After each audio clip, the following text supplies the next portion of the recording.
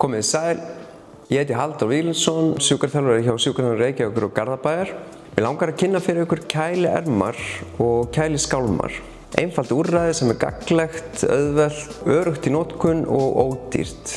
En að mínu mati oflítið notað. Með kælingu næst staðbundin verkjastilling án þess álag sem getur fylgt lyfjainntöku á líffærin okkar.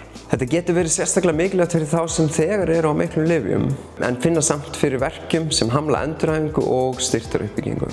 Rannsóknir benda til að staðbundin kæling í nokkrum stuttum lotum yfir daginn getur veitt betri áhrif en ein kælingolata.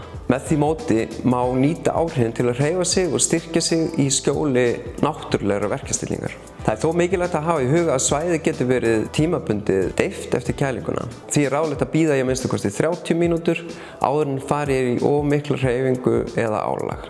Notkun staðbundinnar kælingar er ekki nýtt fyrirbæri. Hippókrates, sem oft er kallaður faðir vestrænnar læknisfræðar, byrjaði notkun hennar til meðferðar fyrir meira en 2000 árum. Þannig hefur þessi notkun og náttúrulega virkni ekki enn afsannað sig sem tískubóla. Við viljum leggja sérstaka áherslu á að gera þennan búnað aðgengilegan sem ódýra og örugga lausn, sérstaklega fyrir þá sem vilja draga úr verkjalyfjanotkun og nýta náttúrulegar leiðir til verkjastillingar.